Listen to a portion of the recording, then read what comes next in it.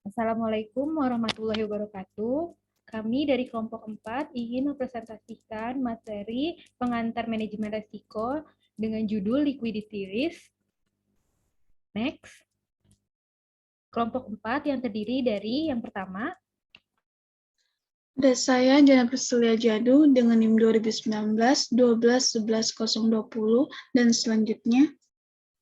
Saya Dewi Yulia Biran Pasana dengan NIM 2019-12-11-032. Selanjutnya. Saya Syafa Alifia Zani dengan NIM 2019-12-11-034. Dan yang terakhir. Saya Meta Trilestari dengan NIM 2019-12-11-050. Next.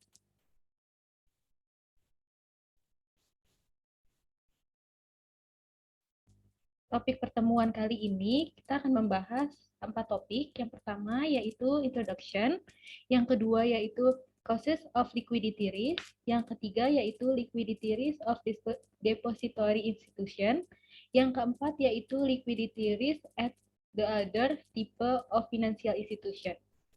Next.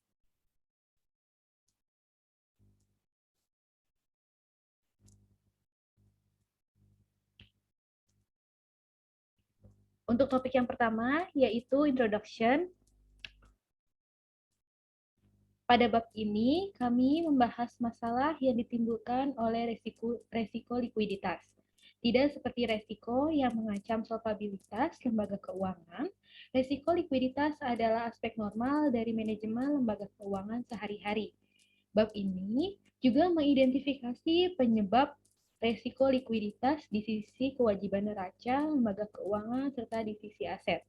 Kami juga membahas metode yang digunakan untuk mengukur exposure resiko likuiditas, financial institution, dan konsekuensi dari resiko likuiditas ekstrim seperti deposit atau kewajiban menguras dan juga menjalankan.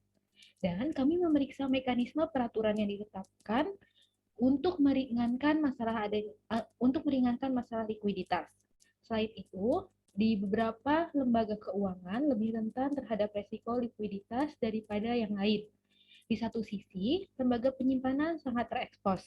Di tengah, perusahaan asuransi jiwa cukup terekspos, dan di sisi lain reksadana maupun lindung nilai, dan juga dana pensiun, dan perusahaan asuransi seperti properti, korban, memiliki eksposur yang relatif lebih rendah.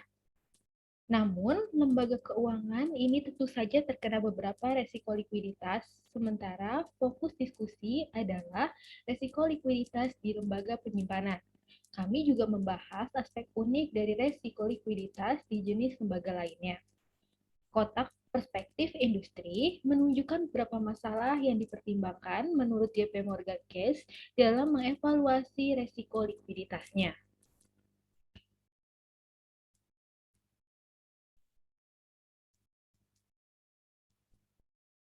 Untuk topik yang pertama, yaitu adalah causes of liquidity risk. Di dalam liquidity risk, resiko likuiditas ini muncul karena adanya dua alasan. Alasan yang pertama, di dalam sisi kewajiban, dan alasan yang kedua di sisi aset. Untuk alasan di sisi kewajiban, terjadi ketika pemegang kewajiban lembaga keuangan, seperti deposan atau pemegang polis asuransi, berusaha untuk segera mencairkan klaim perusahaan mereka, memegang kewajiban menuntut uang tunai dengan menarik simpanan. Lembaga keuangan perlu meminjam dana tambahan atau menjual aset untuk memenuhi penarikan tersebut. Aset yang paling liquid adalah uang tunai. Lembaga keuangan menggunakan aset ini cenderung untuk membayar pemegang klaim yang ingin menarik dana. Namun, lembaga keuangan cenderung meminimalkan kepemilikan cadangan kas mereka sebagai aset karena cadangan tersebut tidak membayar bunga.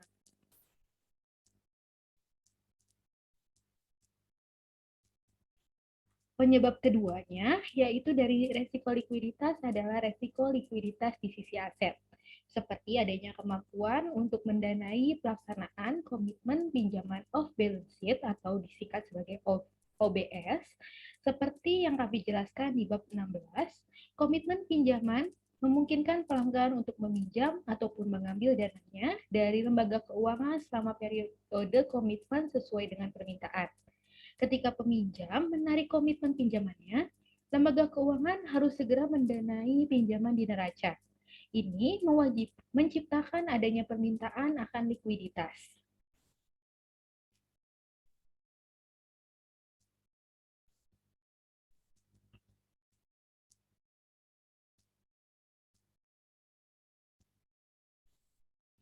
Sebagaimana yang dibahas dalam bab 2, neraca lembaga penyimpanan atau DI biasanya memiliki sejumlah besar kewajiban jangka pendek seperti giro, rekening, transaksi lainnya, dan juga mendanai aset jangka panjang, rekening giro, rekening deposito pasar uang atau MMDA, dan rekening transaksi lainnya adalah kontrak yang memberikan hak kepada pemegangnya untuk mengembalikan klaim mereka ke depository institution pada hari tertentu dan juga menuntut adanya pembayaran segera dari nominal klaim deposito mereka secara tunai.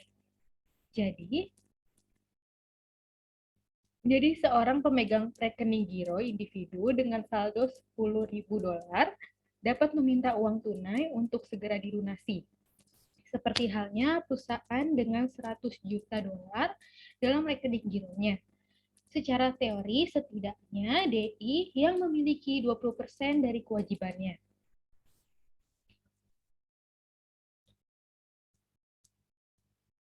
Masih di resiko likuiditas dari sisi liabilitas, yaitu di sini ada tabel, yaitu ada aktiva sebanyak 1,924,24024, yaitu 13,06% dengan jumlah sekuritas sebesar 27,31%, jumlah pinjaman sebesar 51,65%, dan total aset lainnya sebesar 7,98%.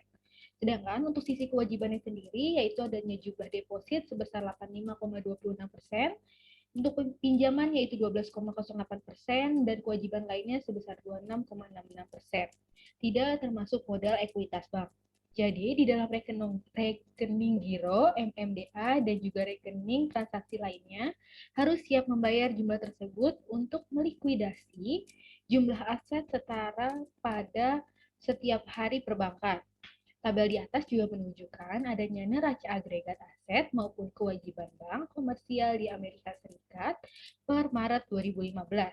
Seperti yang terlihat di tabel tersebut, total simpanan adalah 85,26% dari total kewajiban, dengan 48,24% itu adalah rekening giro, MMDA dan transaksi lainnya akun, dan sebagai pembanding aset tunai hanya sebesar 13,06% dari total aset. Perhatikan juga bahwa dana pinjaman adalah hanya sebesar 12,08% dari total kewajiban.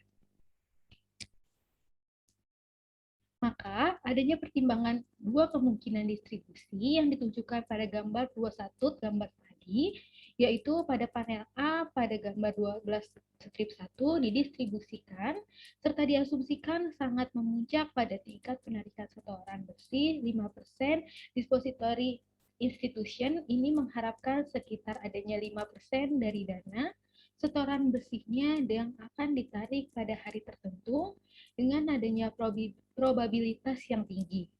Asumsikan juga bahwa distribusi tersebut memiliki standar deviasi yaitu 1%, maka jika distribusinya normal, kita dapat menyatakan dengan keyakinan 95%, yaitu tingkat penarikan deposit akan berada di antara 3% sampai dengan 7%, yaitu plus atau minus 2 standar deviasi.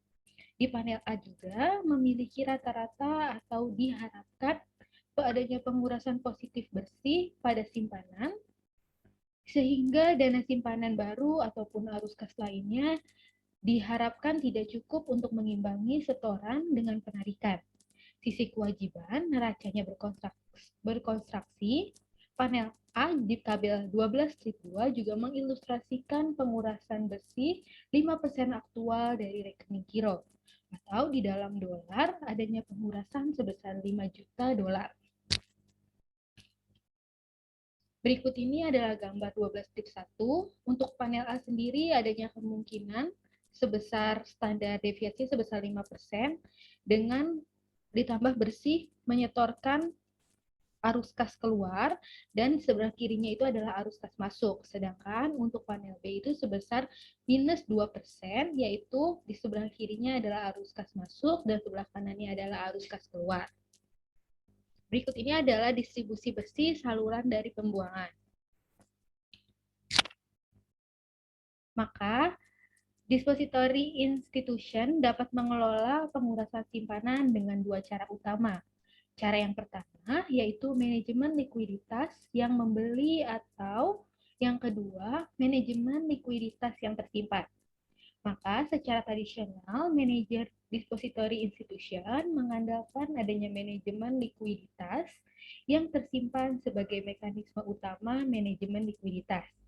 Saat ini banyak depository institution, terutama bank terbesar dengan akses ke pasar uang maupun akses ke pasar dana, non-deposit lainnya, yang bergantung pada manajemen likuiditas atau kewajiban untuk dibeli untuk menghadapi resiko kekurangan uang tunai.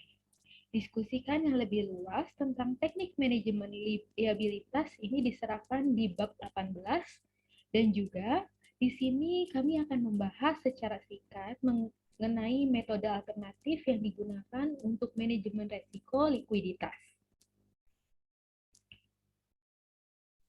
Berikut ini adalah tabel 12/2, yaitu tabel efek net deposit drain di neraca dalam jutaan dolar. Di panel A, yaitu neraca segera sebelum maupun sesudah pengurasan deposit, yaitu sebelumnya dari sebelah kiri dan setelahnya dari sebelah kanan. Di sebelumnya, aktivanya sebesar 150, yang di sisi kewajiban serta ekuitas depositnya sebesar 100, dana pinjaman sebesar 20, kewajiban lainnya sebesar 5, dan ekuitas sebesar 25. Maka totalnya adalah 150. Sedangkan setelah pengurasan deposit, yaitu aktivanya sebesar 150, depositnya 95, yaitu beda 5 dengan sebelumnya, dana pinjaman sebesar 20, kewajiban yang lain sebesar 5 dan ekuitas sebesar 25. Maka total kewajiban maupun ekuitas sebesar 145. Maka adanya selisih 5. Untuk panel B, yaitu menyesuaikan pengeluaran deposito melalui manajemen likuiditas yang dibeli. Maka di sisi aktiva sendiri, yaitu adalah 150. Untuk di sisi kewajiban maupun ekuitas, yaitu depositonya sebesar 95, dengan dana pinjaman sebesar 25, kewajiban lainnya sebesar 5, dan ekuitas sebesar 25. Maka totalnya adalah 150. Jadi aktiva dan pasifanya ini balance. Selanjutnya yaitu adanya manajemen likuiditas yang dibeli. Manajer depository institution membeli likuiditas beralih ke pasar untuk dana yang dibeli seperti pasar dana federal atau pasar perjanjian jangka pendek atau pasar perjanjian pembelian kembali yang merupakan pasar antar bank untuk pinjaman jangka pendek. Sebagai alternatifnya, manajemen depository institution dapat menerbitkan sertifikat deposito grosir jatuh tempo, tetap tambahan, atau bahkan dapat menjual beberapa wesel dan obligasi. Next.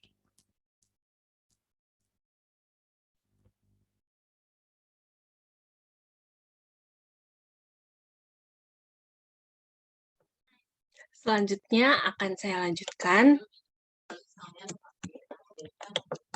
di mana tentang manajemen likuiditas yang dibeli. Di sini misalnya di tabel 12/2, di mana panel A ini menunjukkan neraca DI segera sebelum dan sesudah pengurasan deposit memperbesar pengurasan deposit sebesar 5 juta dolar.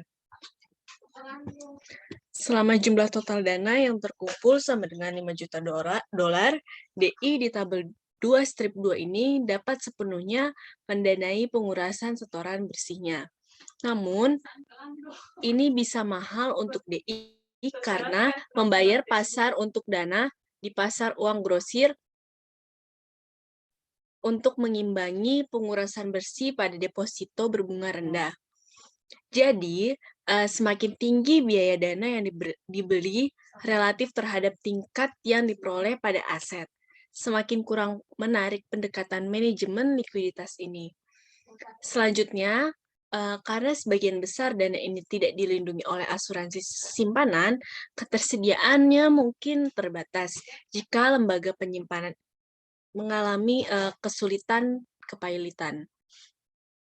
Nah, untuk di tabel 12 strip 2 panel B, menunjukkan raca DI jika merespons pengurasan simpanan dengan menggunakan teknik manajemen likuiditas yang dibeli.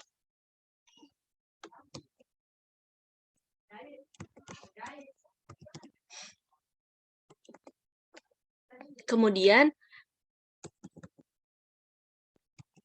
manajemen likuiditas yang dibeli dapat melindungi sisi aset neraca dari saluran normal di sisi kewajiban neraca.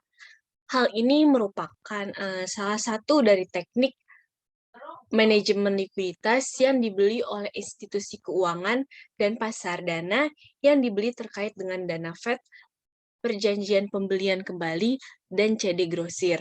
Memang, dengan krisis likuiditas yang dialami selama krisis keuangan, dana tambahan sulit dan terkadang tidak mungkin diperoleh.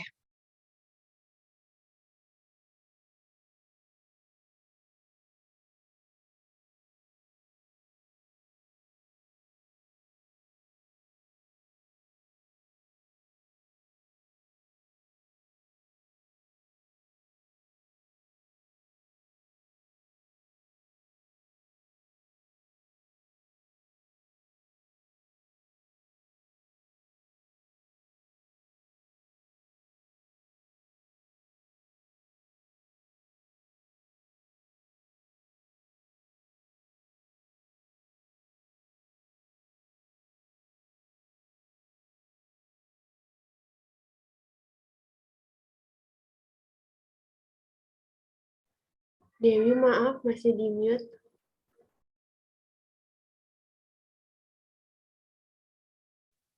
Baik, saya ulangi. Manajemen likuiditas yang tersimpan, alih-alih memenuhi pengurasan simpanan bersih dengan membeli likuiditas di pasar uang, DI dapat menggunakan manajemen likuiditas yang tersimpan. Hal ini berarti lembaga keuangan dapat melikuidasi sebagian asetnya. Secara tradisional di Amerika Serikat telah menyimpan cadangan uang tunai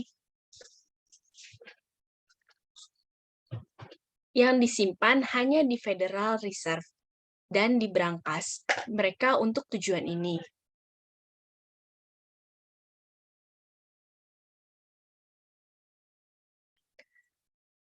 Federal Reserve menetapkan persyaratan cadangan minimum untuk cadangan kas yang dimiliki oleh bank. Meski demikian, DI masih cenderung menyimpan cadangan kas melebihi batas minimum yang diperlukan untuk memenuhi pengurasan likuiditas.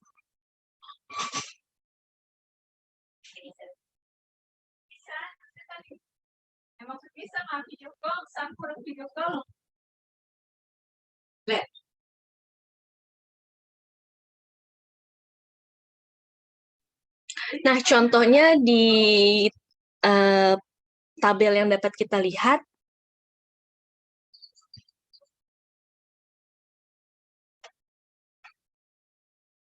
di sini di tabel panel A yaitu neraca segera sebelum deposit train. Nah, misalnya di dalam contoh ini bahwa di sisi aset neraca, DI biasanya memegang 12 juta dolar asetnya secara tunai, di mana 4 juta dolar untuk memenuhi persyaratan cadangan minimum Federal Reserve dan 8 juta dolar dalam bentuk kas berlebihan untuk disimpan. Di sini penulis buku ini menggambarkan situasi sebelum pengurasan bersih kewajiban tabel 12.3 panel A. Nah, di saat deposan menarik 5 juta dolar dalam bentuk deposito, DI dapat memenuhi secara langsung dengan menggunakan kelebihan uang tunai yang disimpan di berangkasnya atau disimpan di deposito di DI lain atau dapat juga di Federal Reserve. Jika pengurangan 5 juta dolar dalam kewajiban deposito dipenuhi dengan pengurangan 5 juta dolar dalam aset tunai yang dimiliki oleh DI. Neraca AK-nya akan seperti yang ditunjukkan di tabel 12 strip 3 di panel B. Ketika DI menggunakan kasnya sebagai mekanisme penyesuaian likuiditas, kedua sisi neracanya berkontraksi. Nah, dalam hal contoh ini, total aset dan kewajiban DI menyusut dari 150 dolar menjadi 145 juta dolar. Biaya bagi DI dari penggunaan likuiditas yang tersimpan selain dari penurunan ukuran aset adalah bahwa DI harus menyiapkan kelebihan aset tingkat rendah dalam bentuk uang tunai di neraca. Dengan demikian, biaya penggunaan uang tunai untuk memenuhi kebutuhan likuiditas adalah pengembalian yang hilang atau biaya peluang. Karena tidak dapat menginvestasikan dana ini dalam pinjaman dan aset berpenghasilan tinggi lainnya. Akhirnya, perhatikan bahwa sementara manajemen likuiditas yang disimpan dan manajemen likuiditas yang dibeli merupakan strategi alternatif untuk memenuhi pengurasan deposit. DI dapat menggabungkan dua metode dengan menggunakan beberapa manajemen likuiditas yang dibeli dan beberapa manajemen likuiditas yang tersimpan untuk memenuhi kebutuhan likuiditas. Selanjutnya, selain membahas risiko likuiditas di sisi liabilitas, kita juga akan membahas risiko likuiditas di sisi aset.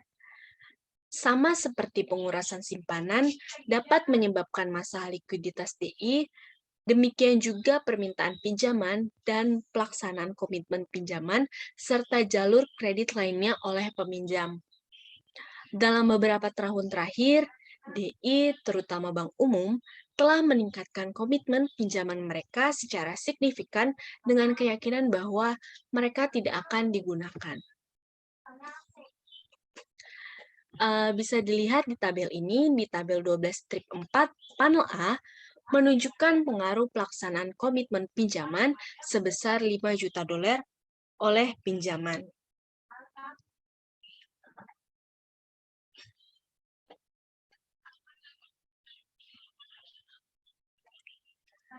Nah, di bagian A ini, tabel 12 strip 4 panel A merupakan neraca sebelum pelaksanaan komitmen.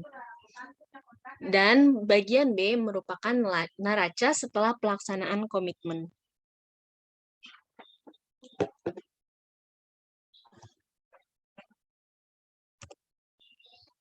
Nah, pelaksanaan komitmen ini, komitmen pinjaman memiliki arti bahwa DI perlu segera memberikan pinjaman sebesar 5 juta dolar kepada peminjam.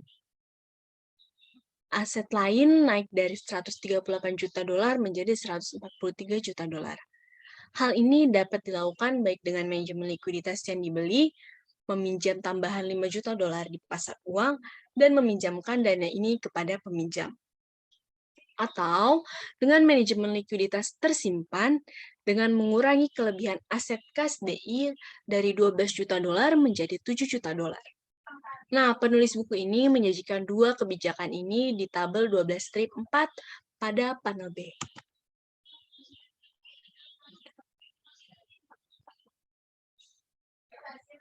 Jenis lain dari resiko likuiditas sisi aset muncul dari portofolio investasi lembaga keuangan. Secara khusus, perubahan suku bunga yang tidak terduga dapat menyebabkan nilai portofolio investasi berfluktuasi secara signifikan. Nah, jika suku bunga meningkat, nilai portofolio efek investasi turun, dan kerugian besar dalam nilai portofolio dapat terjadi. Hal ini dapat kita lihat di bab 15 tentang resiko pasar atau market risk yang telah dipelajari minggu lalu. Selanjutnya, ada risiko likuiditas di pasar tertentu akan menurun karena pedagang pasar ingin menjual dan tidak ada yang mau membeli. Telah dikemukakan bahwa perkembangan teknologi dan lainnya telah menyebabkan peningkatan yang stabil dalam likuiditas pasar keuangan. Namun, hal ini patut dipertanyakan karena terdapat kecenderungan yang meningkat ke arah perilaku kelompok atau grup di mana sebagian besar pedagang ingin melakukan jenis perdagangan yang sama seperti penjualan pada waktu tertentu.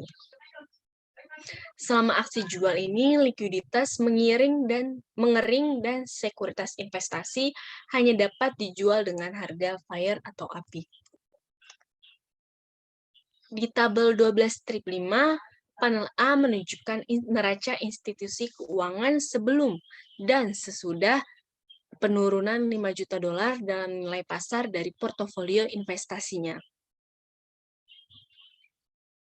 Selain kerugian dalam nilai ekuitas, institusi keuangan juga harus mendanai kerugian senilai 5 juta dolar di neraca sehingga permintaan pinjaman dan penarikan deposit dapat dipenuhi.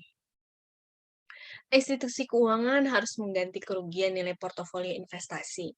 Hal ini dapat dilakukan dengan baik oleh manajemen likuiditas yang dibeli dengan meminjam tambahan 5 juta dolar dalam bentuk deposito atau dana yang dibeli, atau dapat juga dengan manajemen likuiditas yang tersimpan dengan membeli aset tambahan 5 juta dolar.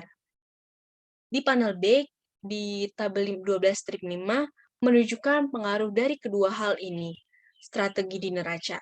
Nah, kita perhatikan di dalam kedua kasus ini bahwa institusi keuangan telah kehilangan 5 juta dolar dalam ekuitas.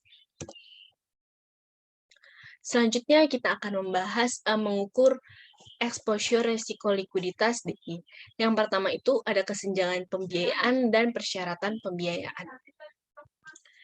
Cara pertama untuk mengukur exposure risiko likuiditas adalah menentukan gap pembiayaan DI. Seperti yang telah kita bahas sebelumnya, meskipun deposan dapat menarik dananya segera, mereka tidak melakukan dalam keadaan normal. Rata-rata sebagian besar giro tetap berada di DI untuk jangka waktu yang cukup lama, seringkali 2 tahun ataupun bisa lebih. Oleh karena itu, manajer DI sering menganggap basis simpanan rata-rata, termasuk simpanan giro, sebagai sumber dana inti dari waktu ke waktu dapat mendanai jumlah pinjaman rata-rata DI.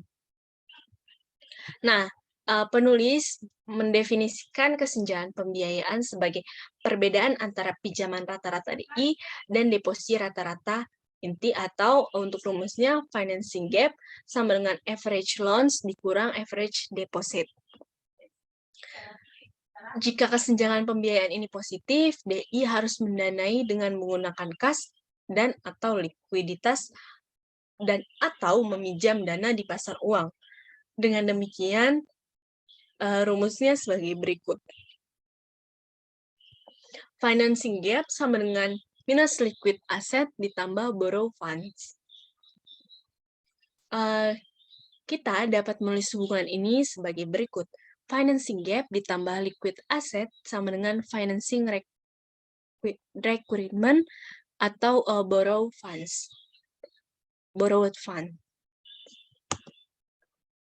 Nah, sebagaimana dinyatakan dengan cara ini, implikasi dari likuiditas dan manajerial dari kebutuhan pembiayaan, mulai dari kesenjangan pembiayaan ditambah aset liquid DI, merupakan tingkat simpanan inti dan pinjaman, serta jumlah aset liquid menentukan dana pinjaman atau pembelian DI. Kebutuhan. Secara khusus, semakin besar kesenjangan pembiayaan DI dan kepemilikan aset liquid, maka semakin besar pula dana yang dibutuhkan untuk meminjam di pasar uang, dan semakin besar juga exposure-nya terhadap masalah likuiditas dari ketergantungan tersebut. Keseimbangan lembar pada tabel 12/6 menunjukkan hubungan antara kesenjangan pembiayaan, alat likuid, dan kebutuhan pembiayaan dana pinjaman. Nah, kita juga dapat melihat persamaan berikut untuk rumusnya, yaitu yang telah kita bahas tadi di slide sebelumnya, financing gap ditambah liquid asset sama dengan financing requirement. di mana 5 juta dolar ditambah 5 juta dolar mendapatkan hasil 10 juta dolar. Jika DI tidak mengurangi aset likuidnya, mereka tetap di 5 juta dolar. Maka manajer harus menggunakan lebih banyak pinjaman pasar uang. Ketika pinjaman ini meningkat, pemberi pinjaman yang canggih di pasar uang mungkin akan khawatir tentang kelayakan kredit DI. Mereka mungkin akan bereaksi dengan mengenakan premi risiko yang lebih tinggi daripada pinjaman atau menetapkan batas kredit yang lebih ketat dengan tidak menggulirkan dana yang dipinjamkan ke DI. Jika kebutuhan pembiayaan DI melebihi batas tersebut, maka DI dapat menjadi pilot. Kemungkinan keberangkrutan ini juga akan menyoroti kebutuhan manajer DI untuk terlibat dalam perencanaan likuiditas aktif untuk menghindari krisis tersebut.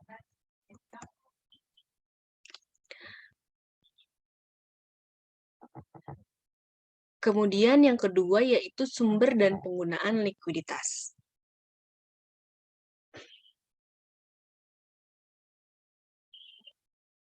Risiko likuiditas DI muncul dari pelaksanaan bisnis yang berkelanjutan, seperti penarikan simpanan atau dari permintaan pinjaman baru.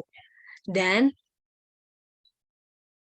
kebutuhan selanjutnya untuk memenuhi permintaan tersebut melalui likuidasi aset atau pinjaman dana. Oleh karena itu, ukuran kedua dari exposure resiko likuiditas yang mungkin digunakan oleh manajer DI adalah dengan mengukur posisi likuiditas di setiap hari jika memungkinkan. Alat yang berguna adalah likuiditas bersih, pernyataan yang mencantumkan sumber dan penggunaan likuiditas. Dan dengan demikian, pemberian ukuran posisi likuiditas bersih DI, pernyataan seperti itu untuk Bank Pusat Uang di Amerika Serikat dengan hipotesis disajikan di tabel 12-7.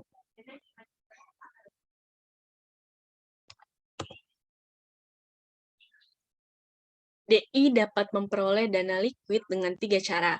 Yang pertama, dapat segera menjual aset likuidnya seperti T-bills dengan resiko harga yang kecil dan biaya transaksi yang rendah. Yang kedua, dapat meminjam dana di pasar uang atau dana yang dibeli hingga jumlah maksimum.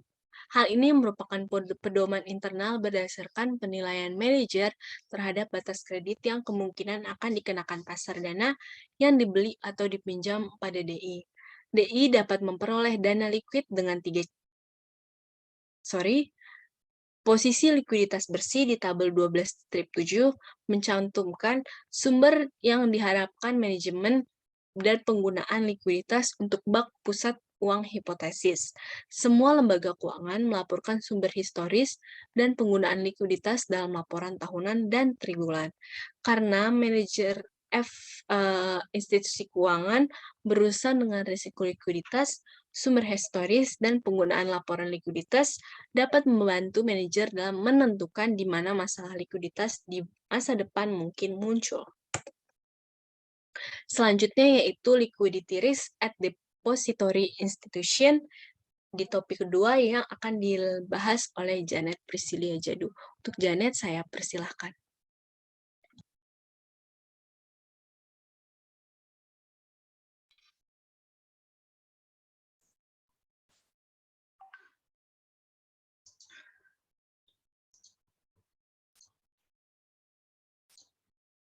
Baik, untuk yang selanjutnya di sini ada liquidity risk at depository institution.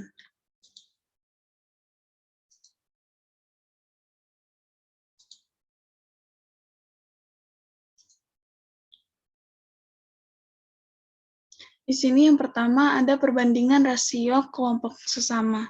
Untuk itu, cara ketiga untuk mengukur exposure likuiditas DI adalah dengan membandingkan rasio kunci dan fitur neraca tertentu dari DI seperti pinjaman terhadap deposito, dana pinjaman terhadap total, dan komitmen untuk meminjamkan rasio aset dengan DI dari ukuran dan lokasi geografis yang sama. Rasio pinjaman yang tinggi terhadap simpanan dan dana pinjaman terhadap total aset berarti bahwa DI sangat bergantung pada pasar uang jangka pendek daripada simpanan inti untuk mendanai pinjaman. Ini juga bisa berarti bahwa masalah likuiditas di masa depan jika DI berada pada atau mendekati batas pinjamannya di pasar yang dibeli, demikian pula rasio komitmen pinjaman yang tinggi terhadap aset menunjukkan kebutuhan akan tingkat likuiditas yang tinggi untuk mendanai setiap penarikan tak terduga dari pinjaman ini. DI dengan komitmen yang tinggi ini sering menghadapi lebih banyak exposure resiko likuiditas daripada DI dengan komitmen yang rendah.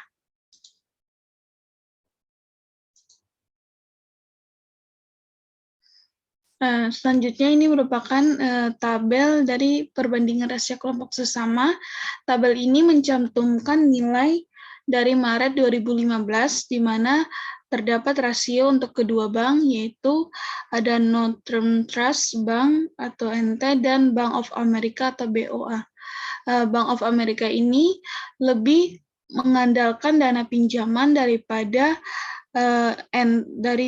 NT atau Northern Trust Bank, di mana rasio dana pinjaman bank terhadap total aset itu adalah sebesar 8,84% untuk NT dan sebesar 10,22% untuk Bank of America.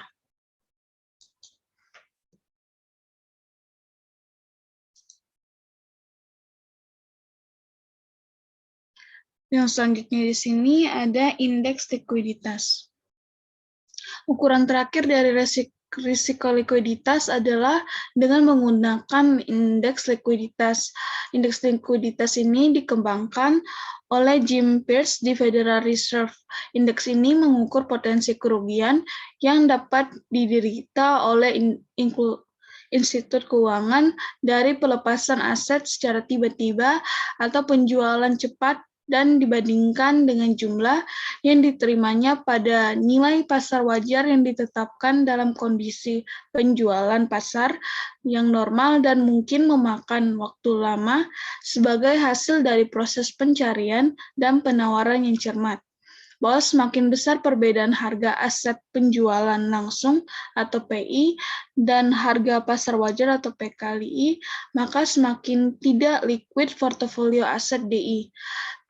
Dan untuk indeks I sedemikian rupa itu rumusnya adalah sebagai berikut, bahwa I sama dengan sigma dari N, I sama dengan 1, di mana itu dikalikan dengan WI dikalikan dengan PI per PI aksen, di mana WI ini adalah persentase dari setiap aset dalam portofolio institut keuangan. Indeks likuiditas akan selalu berada di antara 0 dan 1, dan indeks likuiditas untuk DI ini juga dapat dibandingkan dengan indeks yang dihitung untuk peer group dari DI yang serupa.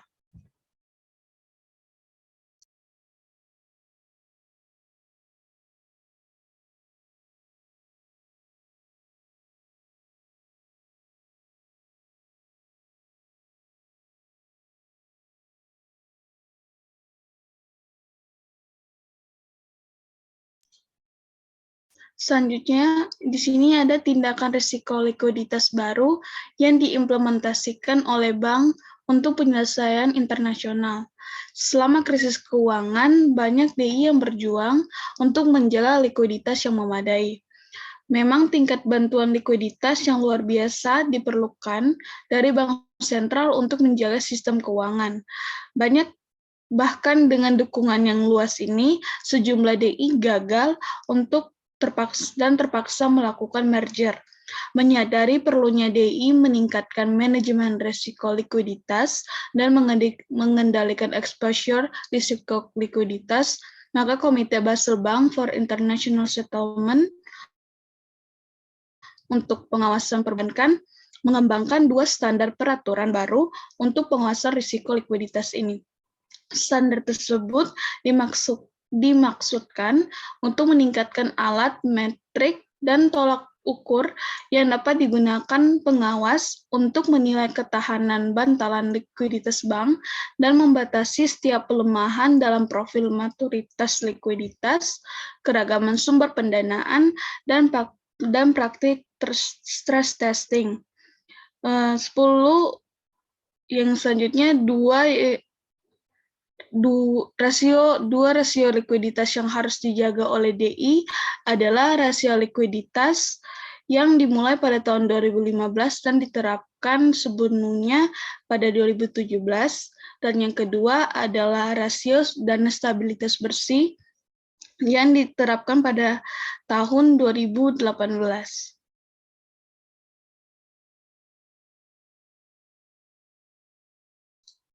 Masih di tindakan risiko likuiditas ini, aturan ini berlaku untuk organisasi perbankan yang aktif secara internasional dengan total aset konsolidasi sebesar 250 miliar dolar atau lebih besar, atau dimaksudkan total exposure asing di neraca sebesar 10 miliar dolar atau lebih, dan untuk lembaga penyimpanan anak perusahaan yang dikonsolidasikan dari organisasi perbankan ini dengan aset senilai 10 miliar dolar atau lebih.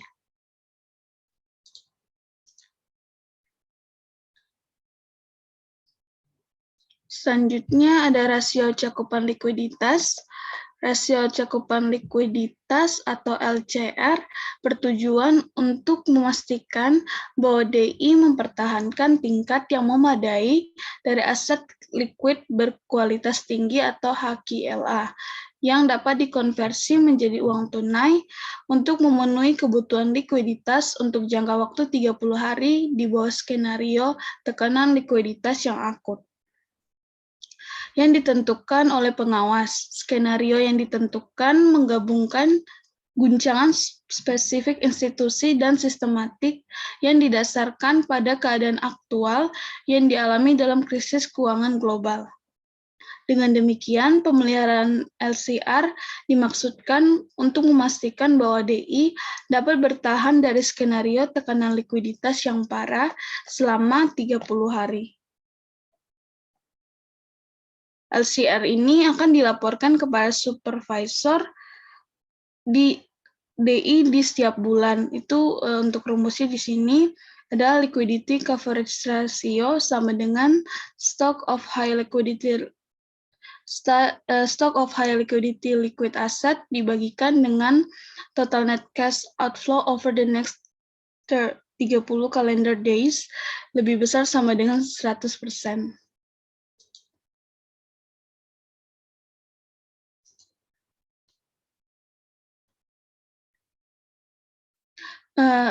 Selanjutnya masih mengenai rasio cakupan likuiditas, stok aset likuid berkualitas tinggi atau pembilang LCR ini didefinisikan sebagai berikut, bahwa aset likuid harus tetap likuid pada saat stres, yaitu atau dapat diubah menjadi uang tunai dengan sedikit kehilangan nilai yang dapat digunakan di jendela diskon bank sentral sebagai jaminan.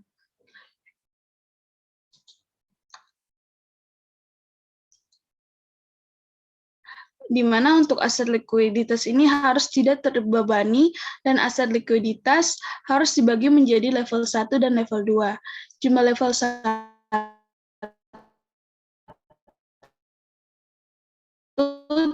tidak memiliki batasan dan jumlah liquid. Untuk level 1 itu sama dengan uang tunai ditambahkan dengan cadangan bank sentral dan utang negara. Untuk level 2A itu berupa efek hipotek yang dijamin pemerintah ditambahkan dengan obligasi perusahaan dengan peringkat setidaknya AA-. Untuk level 2B itu sekuritas berbasis hipotek perumahan yang bukan milik pemerintah ditambahkan dengan obligasi korporasi berperingkat lebih rendah.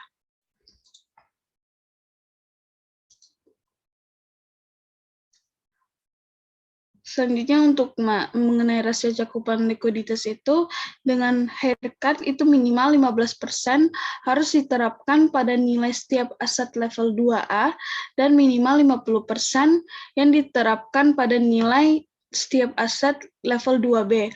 Aset level 2B ini tidak mungkin tidak mencakup lebih dari 15% dari saham HQLA Bank.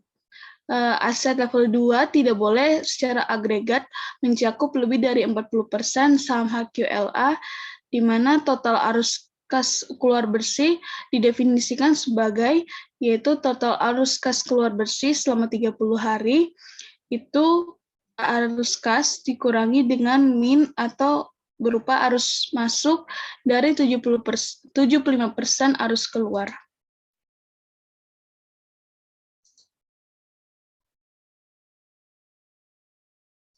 Rasio pendanaan selanjutnya ada rasio pendanaan stabil bersih. Rasio pendanaan stabil bersih atau NSFR ini mengambil pandangan jangka panjang pada likuiditas di neraca DI.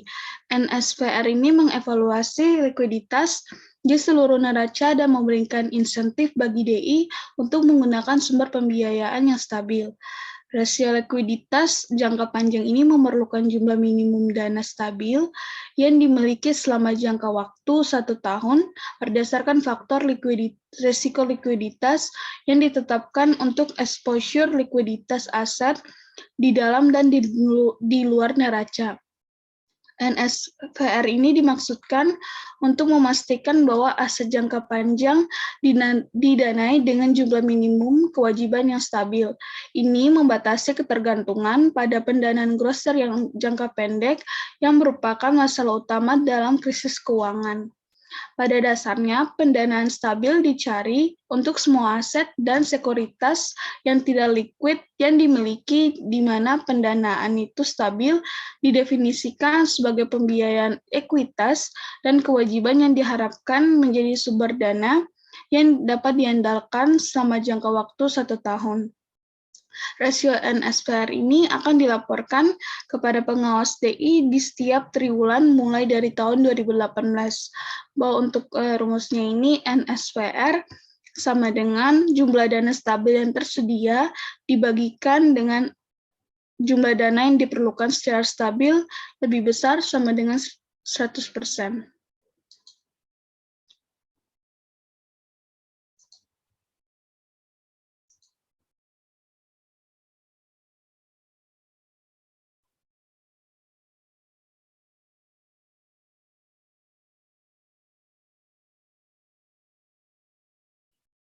Selanjutnya masih mengenai rasio pendanaan stabil bersih. Untuk pendanaan stabil yang tersedia itu atau pembilang rasio itu meliputi modal bank. Yang pertama ada modal bank, yang kedua saham preferen dengan jatuh tempo lebih dari 1 tahun, kemudian liabilitas yang jatuh tempo itu lebih dari 1 tahun, dan porsi simpanan eceran dan simpanan grosir yang diperkirakan akan tetap di bank selama periode tekanan idiosinkratik. Jumlah dana stabil yang tersedia itu dihitung dengan terlebih dahulu menetapkan nilai ekuitas kewajiban DI ke salah satu dari 5 kategori. Jumlah yang ditetapkan untuk setiap kategori akan dikalikan dengan faktor dari ASV. Total dari ASV adalah jumlah dari jumlah yang tertimbang. Kebutuhan pendanaan yang stabil atau penyebut rasio itu diukur dengan menggunakan asumsi pengawasan atas karakteristik profil likuiditas aset dari DI, exposure of balance sheet, dan aktivitas terpilih lainnya.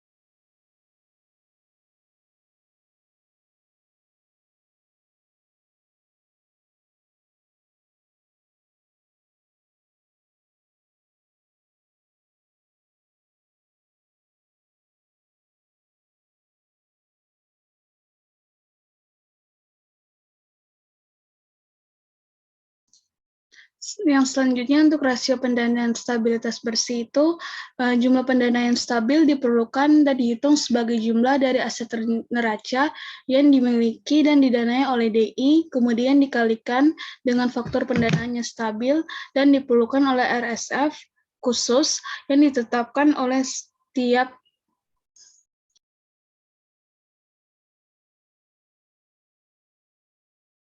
jenis aset tertentu dan ditambahkan dengan jumlah aktivitas off balance sheet ataupun dengan atau potensi exposure likuiditas dikalikan dengan faktor RSF yang terkait. Faktor RSF yang diterapkan pada nilai yang dilaporkan dari setiap aset atau exposure OBS itu adalah jumlah item yang menurut supervisor harus didukung dengan pendanaan yang stabil. Faktor dari RSF yang ditetapkan untuk berbagai jenis aset dimaksudkan untuk memperkirakan jumlah aset tertentu yang tidak dapat dijual atau digunakan sebagai jaminan dalam pinjaman yang dijamin selama peristiwa likuiditas yang berlangsung selama 1 tahun. Yang selanjutnya mengenai tindakan pengendalian risiko likuiditas lainnya, itu selain LCR dan NSFR, regulator akan memantau beberapa DI tambahan dan tren di seluruh sistem.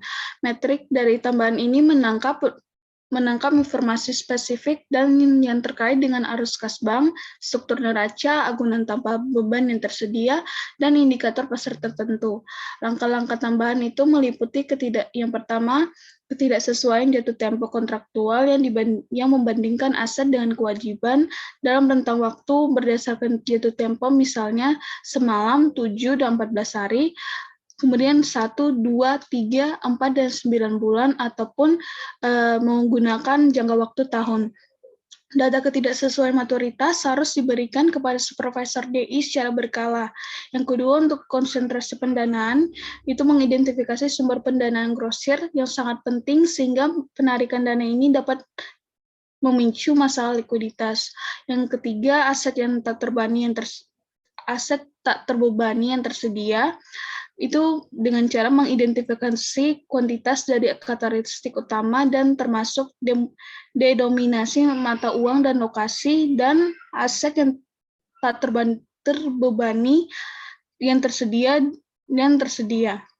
Dan yang terakhir, aset-aset ini berpotensi untuk digunakan sebagai agunan untuk memperoleh tambahan pendanaan yang dijamin di pasar keuangan sekunder ataupun memenuhi syarat di bank sentral, dan dengan demikian berpotensi menjadi sumber likuiditas tambahan bagi bank.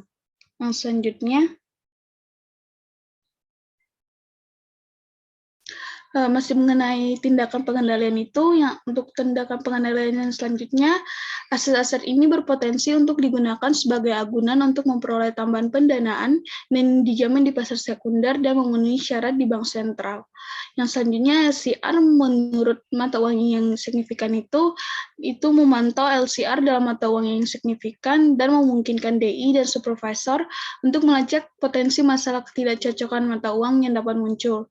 Nah, yang selanjutnya itu ada alat pemantauan yang terkait pasar, itu memantau data pasar frekuensi tinggi, termasuk data pasar dan informasi di sektor keuangan dengan sedikit atau tanpa jeda waktu. Langkah-langkah tersebut itu dapat digunakan sebagai indikator peringatan dini dalam memantau potensi kesulitan likuiditas perbankan. Yang selanjutnya akan dijelaskan oleh Syafa Livia.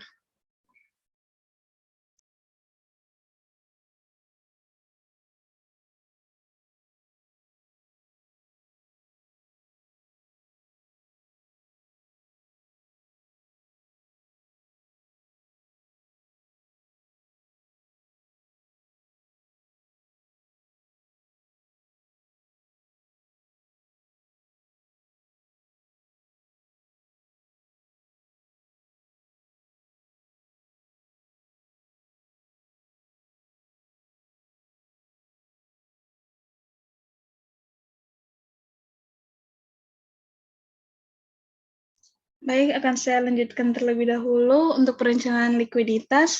Itu sebagaimana tersirat oleh rasio likuiditas baru atau BIS, perencanaan likuiditas menggunakan komponen kunci dalam mengukur dan mampu menangani risiko likuiditas dan biaya yang terkait. Secara khusus, perencanaan likuiditas itu memungkinkan manajer untuk membuat keputusan prioritas pinjaman yang penting sebelum masalah likuiditas muncul. Perencanaan tersebut dapat menurunkan biaya dana dengan menentukan bauran pendanaan yang optimal dan dapat meningkatkan jumlah kelebihan cadangan yang harus dimiliki oleh DI. Rencana likuiditas memiliki sejumlah komponen. Komponen yang pertama adalah penggambaran detail dan tanggung jawab yang manajerial. Tanggung jawab yang diberikan ini diberikan kepada personil manajemen kunci jika terjadi krisis likuiditas. Badan pengatur di sini adalah Federal Reserve dan PDIC. Rencana likuiditas juga menetapkan bidang tanggung jawab manajerial dalam mengungkapkan informasi kepada publik termasuk deposan.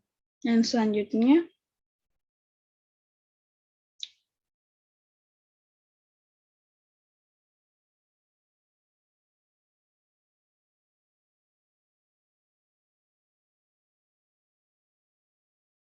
untuk komponen untuk menarik serta pola penarikan dana.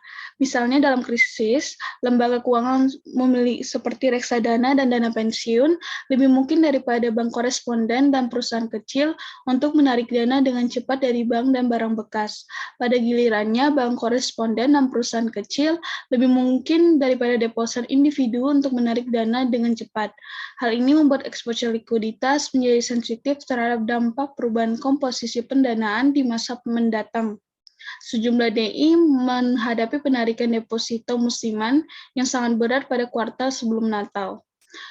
Dan komponen yang ketiga adalah perencanaan likuiditas, adalah identifikasi besaran potensi simpanan dan penarikan dana berbagai jangka waktu di masa depan, ya berupa contohnya ada 1 minggu, 1 bulan, dan 1 kuartal, serta pendanaan pasar swasta alternatif untuk memenuhi kebutuhan tersebut, misalnya pinjaman darurat dari FI lain dan Federal Reserve.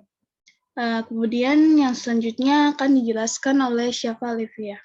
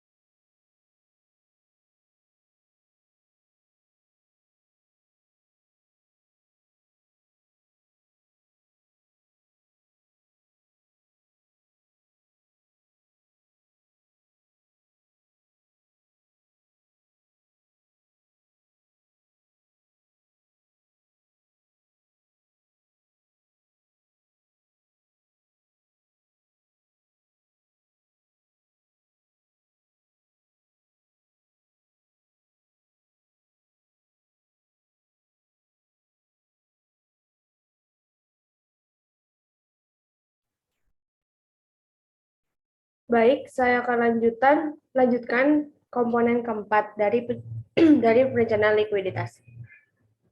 Komponen keempat dari rencana tersebut menetapkan batas internal pada pinjaman anak perusahaan dan cabang yang terpisah, serta batas untuk premi risiko yang dapat diterima untuk membayar di setiap pasar, seperti dana Fed, RP, CD, dan lain-lain. Selain itu, rencana tersebut merinci urutan aset untuk pelepasan untuk mengantisipasi berbagai tingkat atau intensitas penarikan deposit atau dana. Rencana tersebut dapat berkembang dari komite manajemen aset kewajiban DI dan dapat diteruskan ke berbagai departemen utama DI. Misalnya bagian keuangan dan departemen keuangan yang memainkan peran penting sehari-hari dalam pendanaan kewajiban.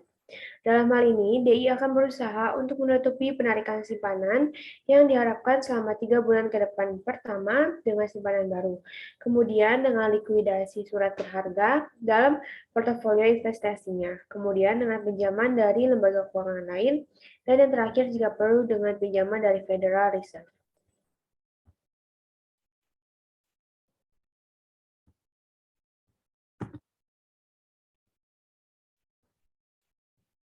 Pengurasan deposito dan resiko likuiditas bank run.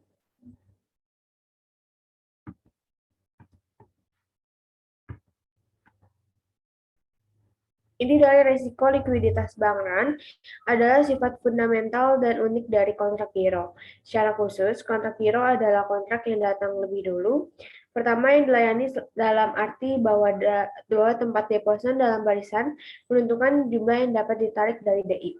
Secara khusus, seorang deposan dibayar secara penuh atau tidak mendapatkan apa-apa.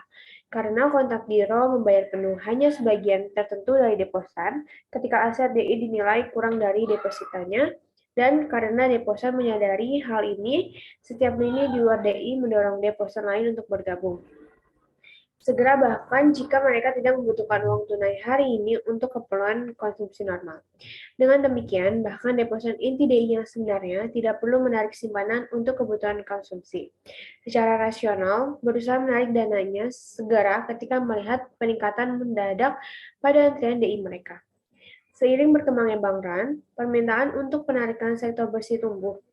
DI awalnya dapat memenuhi ini dengan mengurangi cadangan kasnya, menjual aset yang liquid atau siap dipasarkan seperti T-bills atau T-bonds, dan berusaha meminjam uang di pasar uang.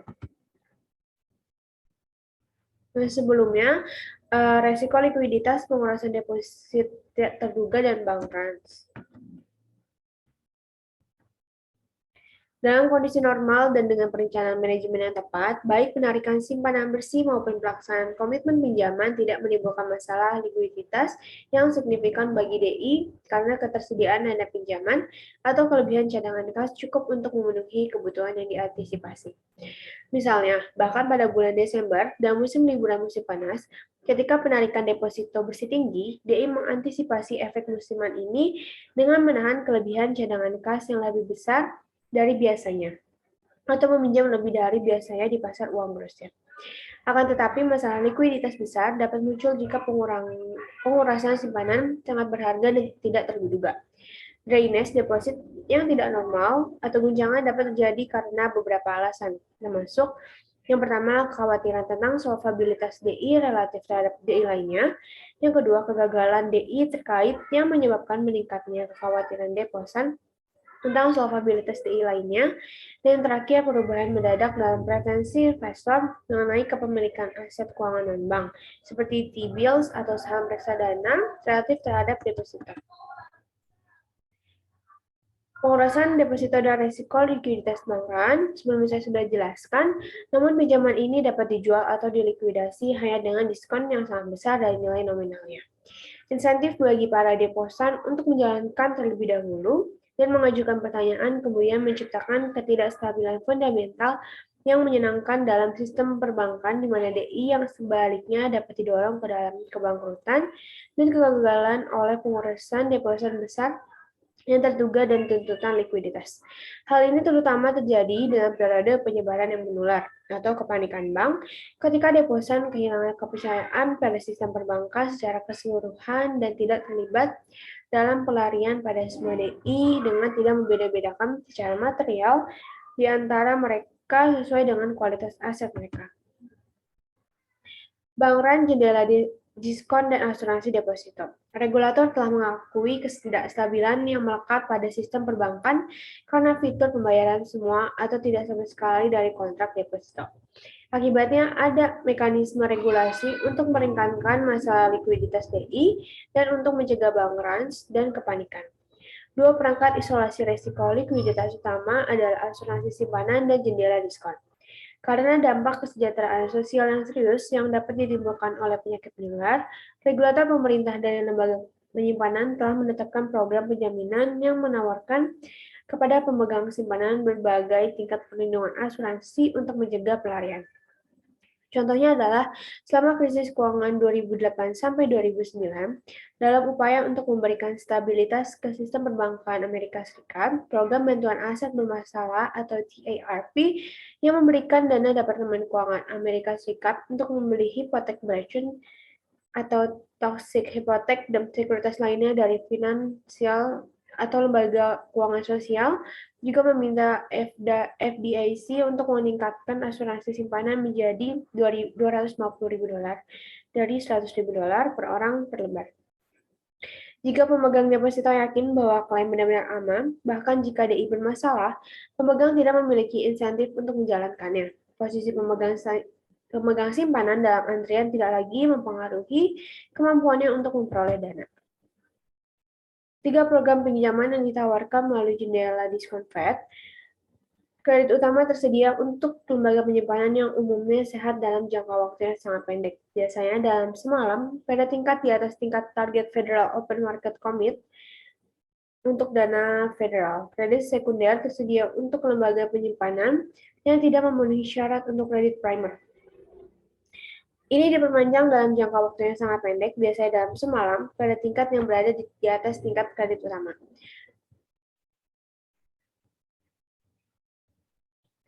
Program kredit musiman Federal Reserve dirancang untuk membantu lembaga penyimpanan kecil dalam mengelola perubahan musiman yang signifikan dalam pinjaman dan simpanan mereka. Kredit musiman tersedia untuk lembaga penyimpanan yang dapat menunjukkan pola yang jelas dari perubahan kebutuhan pendanaan intratahunan yang berulang. Institusi yang memenuhi syarat biasanya berlokasi di kawasan pertanian ataupun wisata. Yang ketiga, liquidity risk at other types of financial institution. Perusahaan asuransi jiwa. Lembaga penyimpanan bukan satu-satunya lembaga keuangan yang terkena resiko likuiditas atau mengalami masalah. Seperti DI, perusahaan asuransi jiwa memiliki cadangan kas dan aset likuid lainnya untuk memenuhi pembatalan polis atau penyerahan dan kebutuhan modal kerja lainnya yang timbul dalam proses penulisan asuransi. Pembatalan awal polis asuransi mengakibatkan penanggung harus membayar setanggung nilai penyerahan polis itu. Dalam kegiatan usaha normal, pendapatan premi dan pengembalian atas portofolio aset perusahaan asuransi cukup untuk memenuhi arus kas keluar yang diperlukan ketika pemegang polis mencairkan atau menyerahkan polis mereka lebih awal. Seperti halnya DI, distribusi atau pola pendapatan premi, dikurangnya likuidasi pemegang polis biasanya dapat diprediksi. Namun, ketika pendapatan premi tidak cukup untuk memenuhi penyerahan, perusahaan asuransi jiwa dapat menjual beberapa asetnya yang relatif liquid, seperti obligasi pemerintah. Dalam hal ini, obligasi bertindak sebagai penyangga atau aset cadangan sumber likuiditas bagi perusahaan asuransi. Penanggung properti atau korban. Seperti yang dibahas pada bab sebelumnya, bab 3, perusahaan asuransi properti korban atau PC menjual polis asuransi terhadap kontingensi tertentu yang berdampak pada properti nyata atau individu. Tidak seperti asuransi jiwa, kontingensi PC dan pertanggungan polis relatif berjangka pendek, seringkali 1 hingga 3 tahun. Dengan bantuan tabel kematian, klaim pada polis asuransi jiwa umumnya dapat diprediksi. Klaim PC seperti yang terkait dengan bencana alam, bagaimanapun hampir tidak mungkin untuk diprediksi. Akibatnya, aset perusahaan asuransi PC cenderung berjangka pendek dan lebih liquid daripada aset asuransi jiwa. Kontrak asuransi PC dan interval penetapan premi biasanya juga relatif pendek, sehingga masalah yang disebabkan oleh penyerahan polis tidak terlalu parah. Selanjutnya ada dana investasi. Dana investasi seperti reksadana dan dana lindung nilai menjual saham sebagai kewajiban kepada investor dan menginvestasikannya hasil dalam aset seperti obligasi dan ekuitas. Dana ini bersifat open-end atau closed-end. Dana tertutup menerbitkan sejumlah saham sebagai kewajiban, kecuali dana penerbit memilih untuk membelinya kembali. Jumlah saham beredar tidak berubah. Sebagaimana dibahas pada bab 5, sejauh ini sebagian besar dana investasi Amerika Serikat adalah dana terbuka atau open-end, yaitu mereka yang dapat mengeluarkan persediaan saham yang tidak terbatas kepada investor. Dana open-end juga harus siap untuk membeli kembali saham yang diterbitkan sebelumnya dari investor tertentu pada harga pasar saat ini untuk saham dana tersebut. Jadi pada harga pasar tertentu, P sebagai penawaran saham reksadana terbuka adalah elastis sempurna.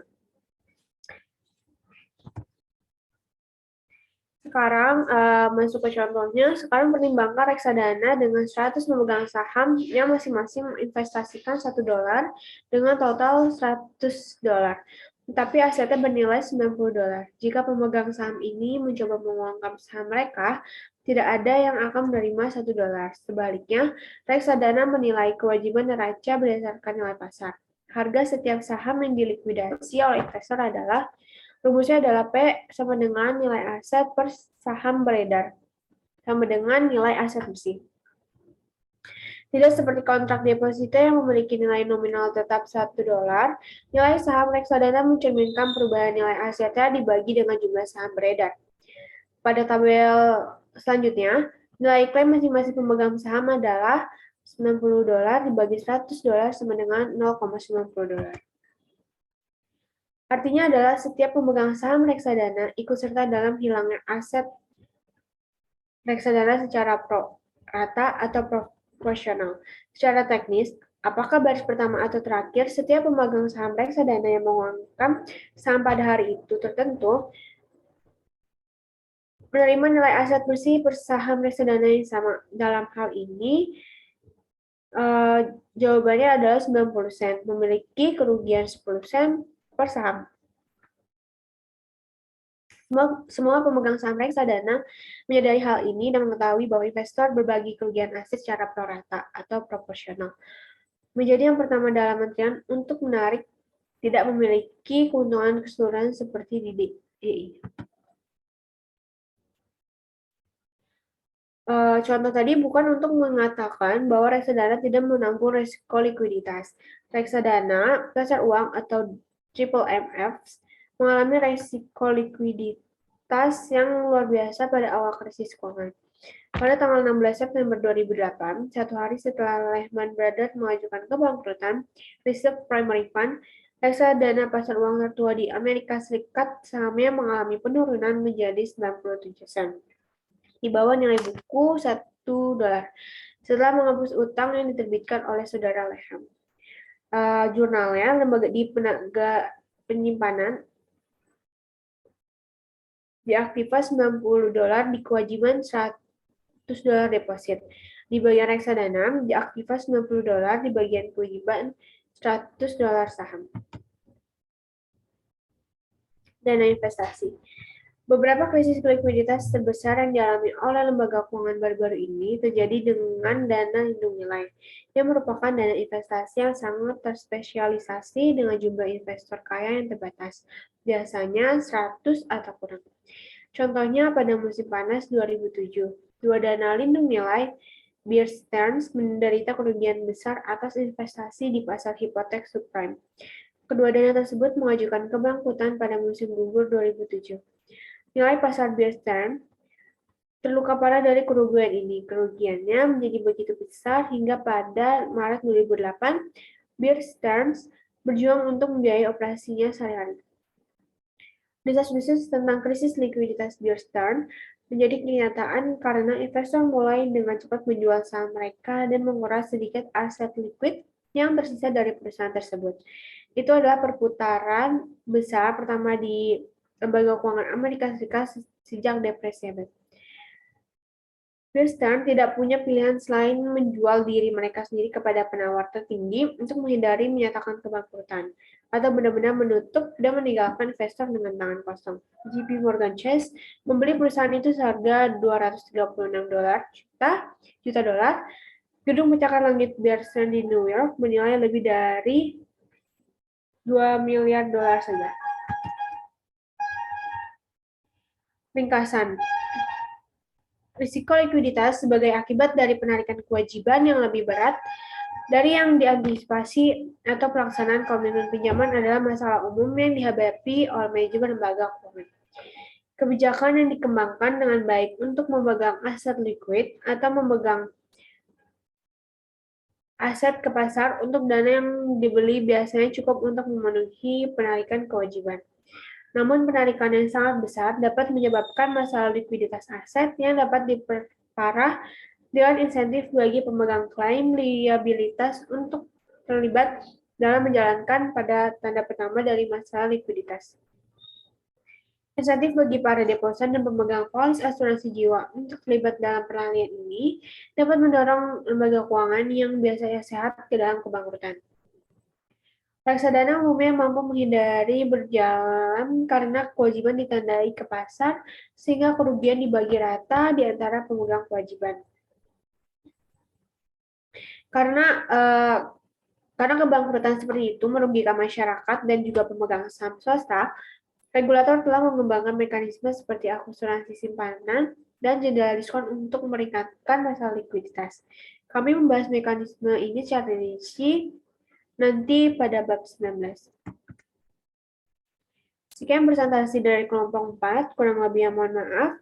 Wassalamualaikum warahmatullahi wabarakatuh.